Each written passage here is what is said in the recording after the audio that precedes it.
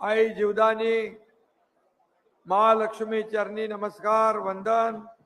भगवान बिरसा मुंडा यांना वंदन करतो आणि आजच्या पालघर विधानसभेचे उमेदवार राजेंद्र गावित यांच्या जाहीर प्रचार सभेला उपस्थित आपले उमेदवार राजेंद्र गावित, आमदार रवींद्र फाटक, आनंदबाई ठाकूर, आपले भारतीय जनता पक्षाचे जिल्हाध्यक्ष भरत राजपूत, जगदीश दोडी, मनीषाताई निमकर आणि आपले माजी आमदार माझ्यासोबत आताच तुमच्या समोर आले ते श्रीनिवास वनगा, केदार काळे, कुंदन संके, विश्वनाथ पाटील कुणबी सेना प्रमुख, सुरेश जाधव, ज्योती मेहर, वैदेव वाडान, वैभव संके, संजय वैदरी, डॉक्टर उज्ज्वला काळे, उत्तम घरत आणि बरेच लोक आहेत.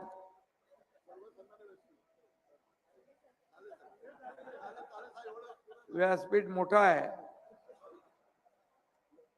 आणि सर्व मान्यवर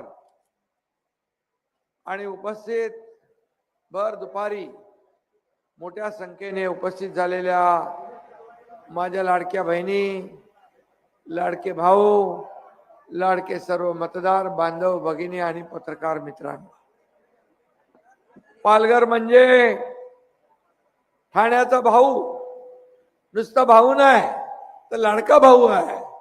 कारण ठाणे आणि पालघरची नाळ जरी जिल्हे वेगळे झाले तरी नाळ अजून जुळलेली आहे. जिल्हा विभाजन झालं असलं तरी सुद्धा पालघर आणि ठाणे आनंद दिघे साहेबांनी या संपूर्ण भागामध्ये पिंजून काढलेला हा परिसर आहे.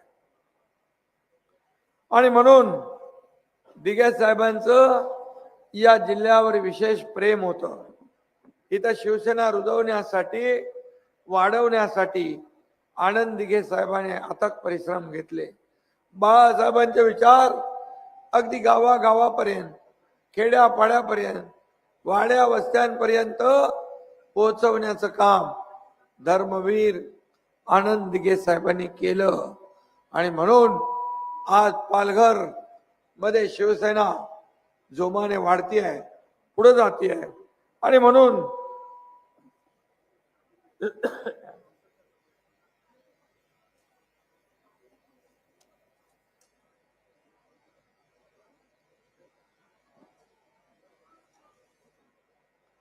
दिघे साहेबांचे विचार प्रत्येक कार्यकर्त्याच्या नसानसात भिडले. मी देखील दिघे साहेबांचा आदर्श डोळ्यासमोर ठेवून काम करतो. हे काम करत करत करत करत शाखा प्रमुख ते या राज्याचा मुख्यमंत्री झालो. असे अनेक कार्यकर्ते आनंद दिघे साहेबांना गुरु आणि आदर्श स्थानी मानून काम करत आहेत. आणि म्हणून पालघरमध्ये शिवसेना वाढती आहे. आज आपले उमेदवार महायुतीचे राजेंद्र गावित देखील तसंच काम करतात. कमी बोलायचं, जास्ती काम करायचं. एकदम शांत आणि सज्जन माणूस आहे, जास्ती बोलत नाही, पण सगळीकडे जातो, सगळीकडे पोचतो. कुठलाही कार्यक्रम असेल, सुख दुःख सगळ्यामध्ये राजेंद्र गावित हे पोचतात. आणि त्यामुळे लोकांसाठी दिवस रात्र काम करण्याचा प्रयत्न गावित त्या ठिकाणी करतात. मी श्रीनिवास वनगा याचं मुद्दाम अभिनंदन करतो की त्यांनी थोडस एखाद्याची उमेदवारी रद्द झाल्यानंतर साहजिक आहे, माणूस आहे, दुःख वाटणार, थोडं वाईट वाटणार. परंतु मी आपल्याला सांगतो, नंतर माझा संपर्क झाल्यानंतर मी त्याला सांगितलं, श्रीनिवास तू तुला माझ्यावर विश्वास आहे? म्हणाला हो. मी कोणाला वाऱ्यावर सोडलंय तर नाही. मग मी श्रीनिवास वनगाला वाऱ्यावर सोडणार नाही, हा माझा शब्द आहे. कधी कधी आपल्याला थांबावं लागतं, कधी गणित असतात, परंतु त्याच्यातून काहीतरी चांगलं घडणार असतं. आणि म्हणून मी दिलेला शब्द पाळणारा माणूस आहे. मी आपल्याला माहित आहे लोकसभेमध्ये काही लोकांना उमेदवारी देऊ शकलो नाही, परंतु त्यांना ताबडतोब विधान परिषदेमध्ये मी मेंबर बनवलं, आमदार बनवलं. हा इतिहास आपल्या समोर आहे. आणि त्यामुळे माझा प्रत्येक कार्यकर्ता, श्रीनिवास माझ्या सोबत होता. जेव्हा आम्ही उठाव केला त्या श्रीनिवास माझ्या सोबतीने होता. मला काही विचारलं नाही त्यांनी, कुठं चालले साहेब, काय होणार, कशासाठी चाललोय, बिलकुल नाही. त्याच्या घरचा एक कार्यक्रम होता, तो देखील, बरोबर ना श्रीनिवास, तुझा काहीतरी घरी कार्यक्रम होता, वाढदिवस होता मुलाचा, पण वाढदिवस देखील त्यांनी बाजूला ठेवला आणि आम्ही सरळ याच मार्गाने पुढे गेलो. असा श्रीनिवास आता राजेंद्र गावित यांच्यासाठी या व्यासपीठावर आलेला आहे. आणि मी पुन्हा एकदा सांगतो, श्रीनिवासचं चांगलं होईल, कल्याण होईल, त्याला कुठेही इकडे तिकडे बघण्याची गरज लागणार नाही. खरं म्हणजे लोकांसाठी दिवस रात्र काम करणं हा प्रत्येक शिवसैनिकाचं काम असतं. आणि म्हणून पालघरचा विकास हा ध्यास घेऊन आम्ही काम करतोय. आणि राजेंद्र गावित यांना आपण प्रचंड मताधिक्याने विजयी करणार आहात. कारण राजेंद्र गावित खासदार होते, मंत्री होते, आमदार होते, आणि त्यामुळे त्यांना इकडचा अनुभव आहे. आणि महायुतीचे सर्व पदाधिकारी इकडे आहेत. महायुतीची मतं तर मिळणारच आहेत, परंतु त्यांचे वैयक्तिक संबंध जे आहेत तेही त्याने अनेक लोकांशी जपलेले आहेत. राजकारणा पलीकडे जाऊन या ठिकाणी त्यांचे संबंध या पालघरमध्ये आहेत. आणि म्हणून ते देखील या निवडणुकीमध्ये कामी आल्याशिवाय राहणार नाहीत. आणि त्यांचा विक्रमी मताने, मोठ्या फरकाने, लीडने विजय झाल्याशिवाय राहणार नाही, असा विश्वास या ठिकाणी व्यक्त करतो. वनगावला मागच्या वेळी किती लीड मिळालेला? 40,000 नाही, मागच्या विधानसभेमध्ये श्रीनिवास वनगा यांना मिळालेल्या मताधिक्यापेक्षा नक्की या वेळेच्या निवडणुकीमध्ये राजेंद्र गावित त्यांना त्यापेक्षा दुप्पट लीड मिळाल्याशिवाय राहणार नाही, हा विश्वास मी व्यक्त करतो. कारण तुम्ही एवढ्या मोठ्या संख्येने उपस्थित आहात. माझ्या लाडक्या बहिणी इकडे मोठ्या संख्येने आहेत. लाडक्या बहिणींच्या खात्यात पैसे आले का? किती हात वर करा बरं.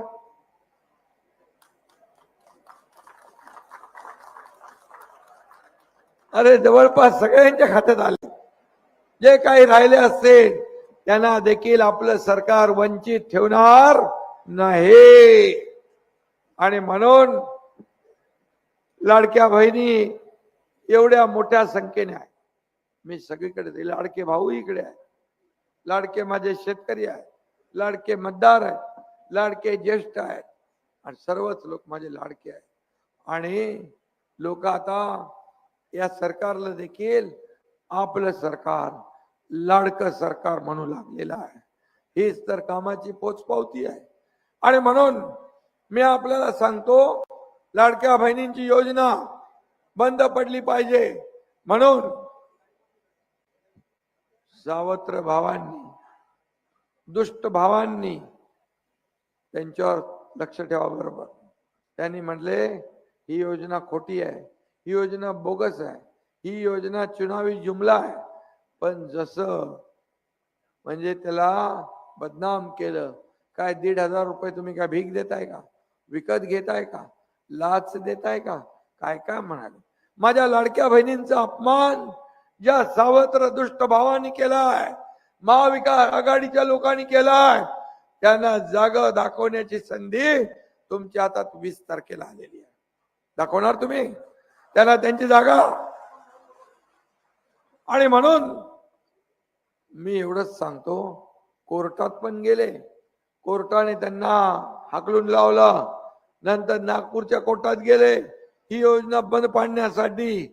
पण मी तुम्हाला सांगतो, कोणीही माईकाला आला तरी लाडकी बहीण योजना बंद पडू देणार नाही. अरे लाडक्या बहिणीचं म्हणता, आता आम्ही चौकशी करू, सरकारमध्ये आल्यावर चौकशी करू. लाडकी बहीण योजना, लाडका भाऊ, आम्ही स्टायपंड चालू केलाय, इकडे भरले का फॉर्म बिन आपले सुशिक्षित बेरोजगारांचे? 6,000, 8,000, 10,000 रुपये महिन्याला मानधन देण्याचं काम इथं आम्ही चालू केलेलं आहे. आणि म्हणून इथं ठेव ना, काय सारखं घेऊन जातो. रोज 7-8 सभा करतोय मी, त्यामुळे याच्यावर ताण पडलेला आहे. पण 20 तारखेपर्यंत हे चालू राहणार आहे. तुमचा आशीर्वाद आहे, जनतेचा आशीर्वाद आहे.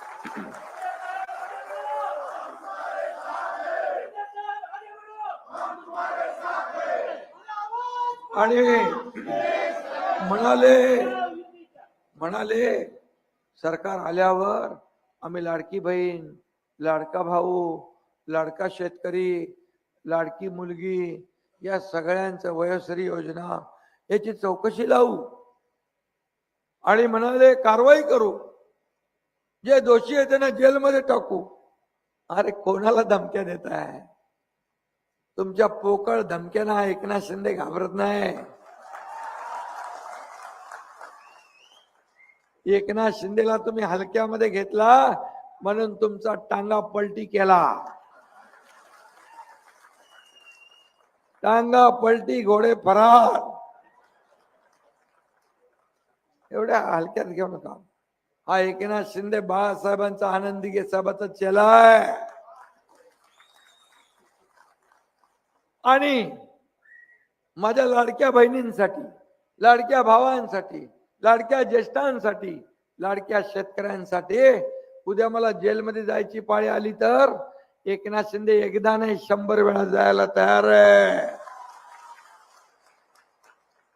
पण मला विश्वास आहे माझ्या लाडक्या बहिणी आणि भाऊ त्यांचा दरवाजा रोखून धरलाय. त्यांनी सत्तेचा दरवाजा बंद केलेला आहे.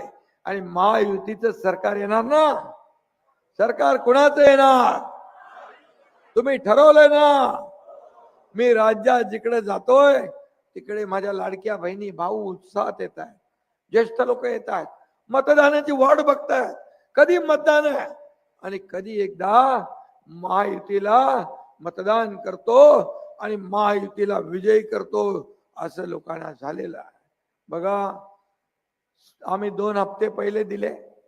लगेच विरोधक म्हणाले लवकर लवकर काढून घ्या, लवकर लवकर काढून घ्या, नाही तर सरकार काढून घेईल. अरे इकडे तर म्हणतात देणार नाही, दिल्यावर म्हणतात काढून घ्या. ते काय दुटप्पी भूमिका. हे दुतोंडी साप, हे काय तुम्हाला काय आगा ना पिच्या काय चालू आहे? थोडी जनाची नाही मनाची तरी ठेवा. आणि मग म्हणाले आता आम्ही महालक्ष्मी योजना करणार. अरे आमच्या या लाडक्या बहिणींना, या आमच्या घरातल्या लक्ष्मी, गृहलक्ष्मी आहे, यांचा तुम्ही अपमान केलाय. आता अपमान केल्यानंतर या 20 तारखेला कडक लक्ष्मी बनवून तुम्हाला कायमचा घरी बसवल्याशिवाय राहणार नाही. तुमच्यावर विश्वास कोणाचा आहे? अरे काँग्रेसने राजस्थानमध्ये, कर्नाटकमध्ये, हिमाचलमध्ये अशाच घोषणा केल्या आणि सरकार आल्यावर म्हणाले पैसे नाही, इल्ला पैसे नाही. केंद्राकडे पैसे मागायला लागले, मोदी साहेबाकडे बोले पैसे द्या. अरे आयजीच्या जीवावर आयजी उदार घोषणा तुम्ही करायची आणि पैसे तिकडे मागायचे. त्यांचे नेते म्हणतात खट खटाखट, खट खटाखट, खट खटाखट देंगे. अरे कभी देंगे? आदमी जिंदा है तो देंगे, मरने के बाद देंगे. आणि पण आम्ही पट पटापट माझ्या लाडक्या बहिणींच्या खात्यात 5 हप्ते भरले. पूर्वीचं सरकार हप्ते घेणार होतं. हप्ते घेऊन पूर्वीचे मंत्री अधिकारी जेलमध्ये गेले. पण आमचे सरकार हप्ते घेणार नाही, माझ्या बहिणींच्या खात्यात हप्ता भरणार सरकार आहे. हा फरक आहे. आणि म्हणून आम्ही वचननामा प्रसिद्ध केला. महायुतीचा 10 सूत्री कार्यक्रम. पहिला नंबर, ये तो ट्रेलर है, पिक्चर अभी बाकी है. पहिला नंबर लाडक्या बहिणींना 1500च्या ऐवजी 2100 रुपये देण्याचा निर्णय आपण घेतला. दुसरा नंबर, शेतकऱ्यांना कर्ज माफ करण्याचा निर्णय आपण घेतला. शेतकरी सन्मान योजनेत 12,000 रुपये मिळत होते, 6,000 मोदी साहेबांचे, 6,000 आपले. 12,000चे आता 15,000 रुपये मिळणार. या राज्यात कोणी भुकेला राहणार नाही, उपाशी झोपणार नाही.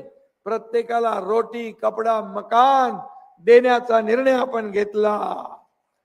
वृद्धांना, ज्येष्ठांना पेन्शन योजना 1,500 वरून 2,100 रुपये करण्याचा निर्णय आपण घेतला. जीवनावश्यक वस्तूंचे भाव जे आपल्याला रोज खायला लागतंय, जसं बाळासाहेबांनी 1995 मध्ये स्थिर ठेवले ते दर, तसेच जीवनावश्यक वस्तूंचे दर स्थिर ठेवण्याचा निर्णय आपल्या सरकारने घेतला. त्याचबरोबर विरोधक बोंबाबोंब करत होते, बेरोजगारांचं काय? अरे तुम्ही एवढे वर्ष काम केलं, सरकार चालवलं, बेरोजगारांसाठी कधी विचार केला? पण आमच्या सरकारने बेरोजगारी भत्ता, प्रशिक्षण भत्ता चालू केला. 10,000 रुपये आता आम्ही 10 लाख युवकांना देणार, हा देखील निर्णय आम्ही घेतला. आणि 25 लाख रोजगार निर्मिती या ठिकाणी करण्याचा निर्णय आम्ही घेतला. त्याचबरोबर शहराच्या बरोबर गावाचा विकास झाला पाहिजे. 45,000 गावात पानंद रस्ते, शेतीकडे जाणारे रस्ते, गावातले रस्ते मजबूत करण्याचा निर्णय आपण घेतला. त्याचबरोबर अंगणवाडी आणि आशा सेविका यांना दर महिन्याला 15,000 रुपये देण्याचा निर्णय आपण घेतला. 15,000 रुपये. आणि सगळ्यात महत्वाचं म्हणजे आपल्या सगळ्यांना, सर्वसामान्य मध्यमवर्गीय कुटुंबांना लाईट आपण रोज वापरतो, त्याचं बिल जास्ती येतं, किती येईल काय माहित, त्याची धास्ती असते.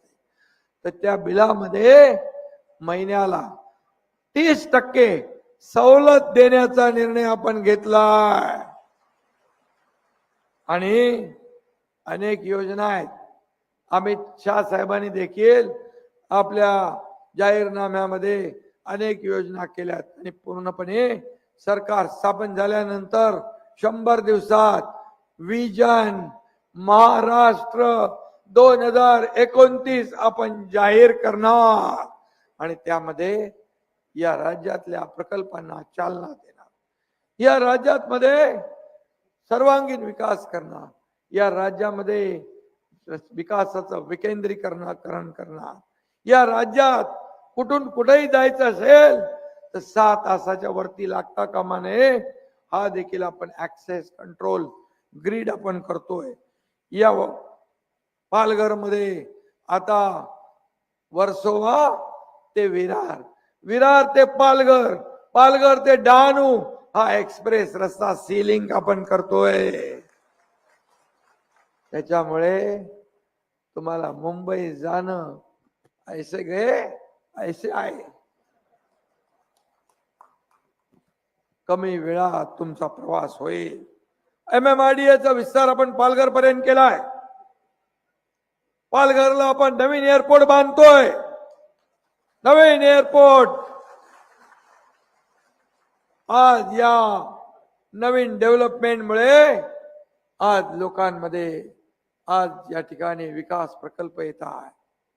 आज खऱ्या अर्थाने पालघर एक आर्थिक,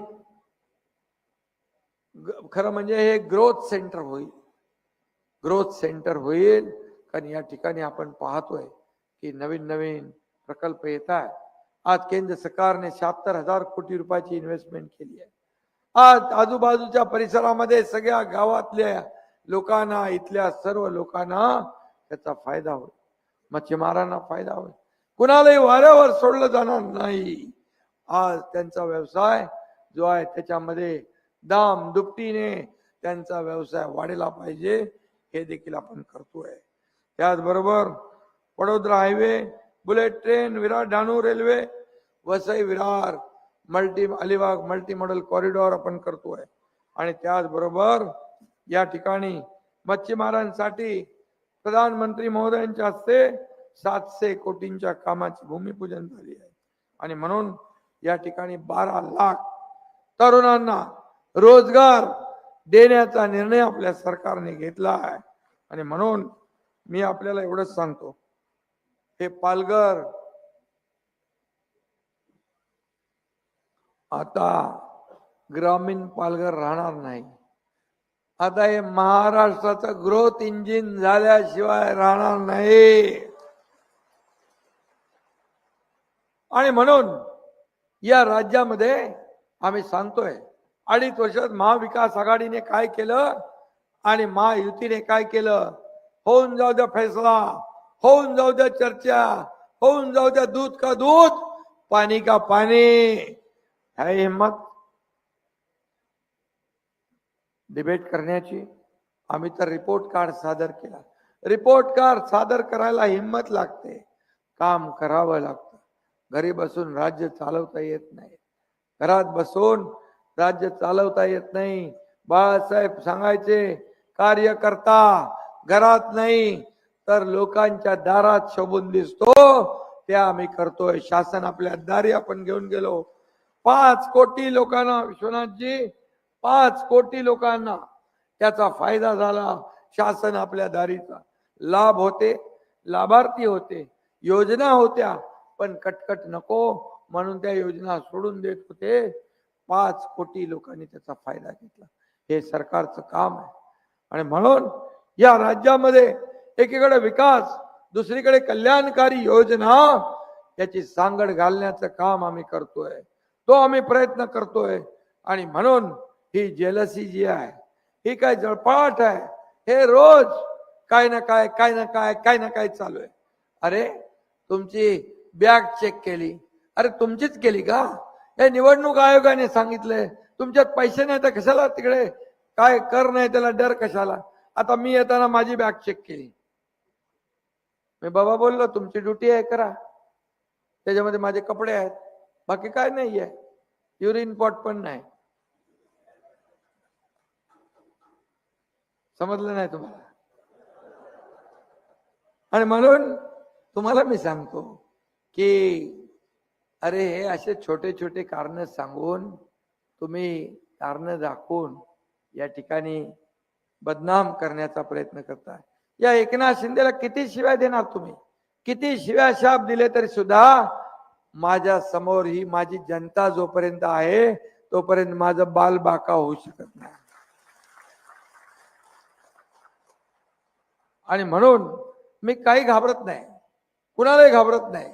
परमेश्वराला घाबरतो, चांगलं काम करतो, लोकांना मला काहीतरी देणे लागतंय, मला काय मिळालं यापेक्षा माझ्या महाराष्ट्राला काय मिळालं, माझ्या महाराष्ट्रातल्या जनतेला काय मिळालं हे देण्याचं काम आमचं आहे।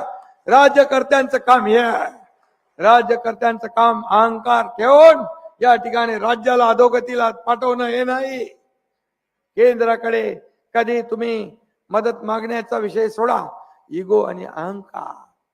आम्ही केंद्राकडे पैसे मागतो, प्रधानमंत्र्यांकडे मागतो, गृह सहकार मंत्र्यांकडे आम्ही मदत मागतो, सडळ हस्ताने मदत देतात। तुम्हाला मी सांगतो, मनमोहन सिंग यांच्या सरकारमध्ये 2004 ते 2014 किती पैसे मिळाले या राज्याला?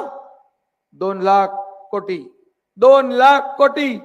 आणि मोदीजींच्या काळात 2014 ते 2024 10 लाख कोटी, 10 लाख कोटी। काय होतंय?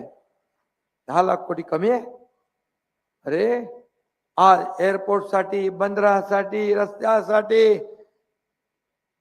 रोडसाठी, पाण्यासाठी, प्रकल्पांसाठी पैसे देण्याचं काम केंद्र सरकार करते। हे डबल इंजिन सरकार आहे आणि म्हणून समविचारी सरकार जेव्हा एक विचाराचं असतं तेव्हा राज्याची भरभराट होते, राज्याचा विकास होतो।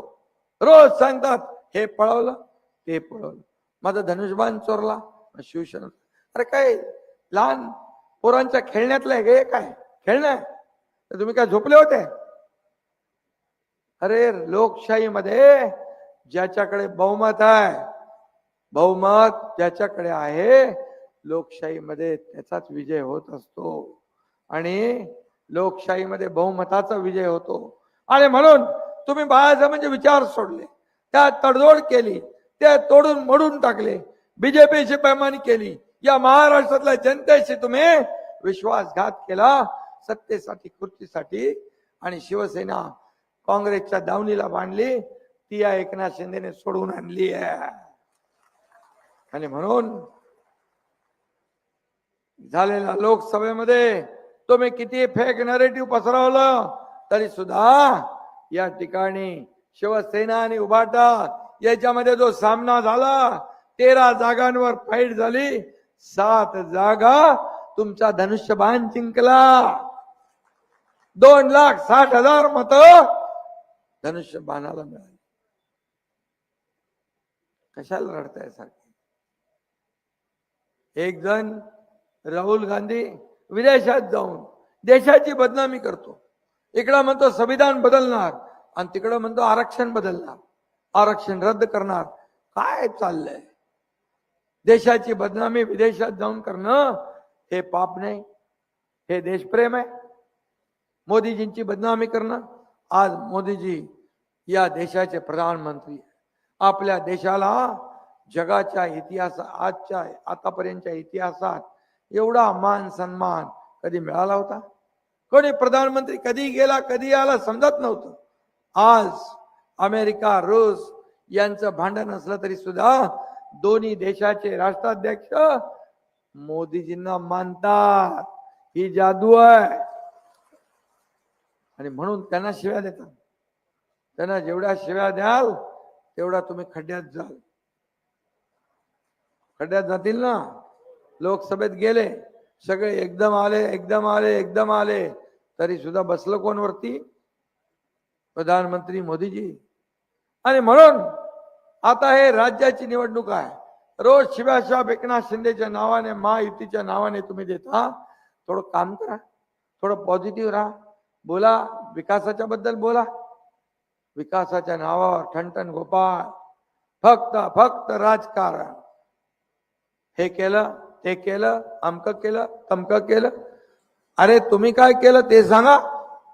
फक्त कोमट पाणी प्या असं चालतं काय? अरे पोटाची खळगी भरायला नुसतं कोविड कोविड कोविड करून चालत नाही. सरकार यायच्या अगोदर सगळं कडी कुलूप बंद होतं. काय चालू होतं? मंदिर बंद, मस्जिद बंद, गिरजाघर बंद, गुरुद्वारा बंद, सगळं बंद. आंदोलन करत होते, खोला खोला खोला खोला. दुकान बंद, मकान बंद, सगळं बंद. तेरी भी चुप मेरी भी चुप, तू भी बैठ घर में मैं भी घर में बैठता है. असं काय असतं काय? अरे हाताला काम पाहिजे. आम्ही आल्याबरोबर कोविड बिविड कुछ नाही, काय कुठली मिटिंग नाही घेतली. आम्ही सगळं उघडून टाकलं, सगळे सण उत्सव सुरू केले. या राज्यात आनंद झाला, आनंदोत्सव साजरा होऊ लागला. सण परंपरा उत्सव आपल्या सुरू झाल्या. फळाला की नाही कोविड? नाही तर कोविड कोविड कोविड करून बाऊ करत बसलो असतो, परत तोंडाला पट्ट्या लावायला लागल्या असत्या. जपानमध्ये कोविड वाढला, चायनामध्ये कोविड वाढला की झाला इकडे असर, लगे लॉकडाऊन. अरे लॉकडाऊनच्या आड काय बसणार? तुम्ही लॉकडाऊन मध्ये माणसं मरत होते, तुम्ही कोविड मध्ये पैसे खात होते, खिचडीमध्ये पैसे खाल्ले, डेड बॉडी बॅग मध्ये पैसे खाल्ले. अरे म्हणून डेड बॉडी बॅग मध्ये पैसे खाल्ले म्हणून तुमच्या बॅगा चेक करतायत वाटतं. कशाला काय? सगळ्यांचे चेक करतायत. ते तेवढं काय मोठं? ते व्हिडिओ आमच्या बागा, मी आता रोज 7-8 सभा करतो. माझा हेलिकॉप्टरचा फॅन चालू असतो, मी उतरतो आणि सरळ गाडीमध्ये जाऊन बसतो. निवडणूक आयोगाचे कोणी येतात, बॅगा चेक करतात, रोज चेक करतात. पण आम्ही व्हिडिओ काढून तो व्हायरल नाही करत. काय बोलायचं? आणि म्हणून मी आपल्याला एवढंच सांगतो की या निवडणुकीमध्ये, ही निवडणूक अतिशय महत्वाची आहे. एक एक आमदार महत्वाचा आहे. महायुती सक्षमपणे एकजुटीने या ठिकाणी राजेंद्र गावित यांच्या पाठीशी उभी राहिली पाहिजे. राजेंद्र गावितला मानला पाहिजे. राजेंद्र गावित कुठेही असू दे, कुठल्याही पक्षात असू दे, आमदार खासदार होतोच. हे खासियत आहे, बरोबर ना. आलबेल है आलबेल, कहीं पर भी जाओ लोकांचं प्रेम आहे. आणि या निवडणुकीत देखील प्रचंड मताधिक्याने तुम्ही त्यांना विजयी करा, ही विनंती मी तुम्हाला करायला आलोय. 20 तारखेला मतदान आहे. माझ्या लाडक्या बहिणींना विनंती आहे, बघा हे सावत्र दुष्ट भाऊ तुमच्याकडे आले की त्यांना फक्त विचारा, तुम्ही आमच्या योजनेमध्ये खोडा का घातला, तुम्ही आमची योजना बदनाम का केली, तुम्ही आमच्या योजनेच्या विरोधात कोर्टात का गेला, एवढं विचारणार, एवढं विचारणार, एवढं विचारा. आणि फटाके तर मला एक हात वरून करून सांगा, या ठिकाणी तुम्हाला पुन्हा महायुती सरकार पाहिजे, योजना पाहिजे, लाडकी बहीण योजना पाहिजे, लाडक्या भावांची योजना पाहिजे, मुलींचं शिक्षण पाहिजे. मुलींचं सांगतो तुम्हाला, एक मुलीने आत्महत्या केली, ती इंजिनिअरिंग मध्ये शिकत होती. रात्री 1 वाजता एक टीव्हीवर बातमी मी बघितली. मी म्हणालो, अरे आपल्या राज्यात एक मुलगी शिक्षणासाठी आत्महत्या करते, तर राज्यकर्त्यांचा उपयोग काय, या सत्तेचा उपयोग काय. मी उच्च शिक्षण मंत्री चंद्रकांत पाटील यांना फोन केला. मी म्हणालो, तात्काळ आपल्याला निर्णय घ्यायचा आहे की मुलींना डॉक्टर, इंजिनियर, वकील जे काय उच्च शिक्षण घ्यायचंय त्याचा सगळा खर्च सरकार उचलणार. हे सरकारचं काम आहे. सरकारचं काम फक्त टीका करायला नाही, स्वतःची घरं भरायला नाही, दुसऱ्याच्या घरात आनंद आणण्यासाठी सरकारचं काम असतं. दुसऱ्याचा म्हणून मी म्हणतो, सीएम म्हणजे चीफ मिनिस्टर नाही, सीएम म्हणजे कॉमन मॅन. आणि म्हणून मला या कॉमन मॅनला सुपरमॅन झालेला बघायचं आहे. माझ्या लाडक्या बहिणींना लखपती झालेला बघायचं. नरेंद्र गावित विजयी झाले म्हणजे तुमचा हा लाडका भाऊ विजयी झाला, महायुती विजयी झाली, लाडकी बहीण विजयी झाली, लाडका भाऊ विजयी झाला, लाडका ज्येष्ठ विजयी झाला, लाडका शेतकरी विजयी झाला. मग तुम्हाला हे विजयी करायचं आहे ना. मग 20 तुम्ही सगळ्यांनी मिळून एवढ्या लोकांनी जर 2-2, 4-4 मतं गोळा केली तर समोरच्याचं डिपॉझिट गुल झाल्याशिवाय राहणार नाही. आणि म्हणून मी आपल्या सगळ्यांना विनंती करतो, 20 तारखेला धनुष्यबाणा समोरचं बटन दाबा आणि 23 तारखेला फटाके आणून ठेवा. एकनाथ शिंदे फटाके फोडायला आल्याशिवाय राहणार नाही, गुलाल उधळायला आल्याशिवाय राहणार नाही. धन्यवाद. जय हिंद, जय महाराष्ट्र.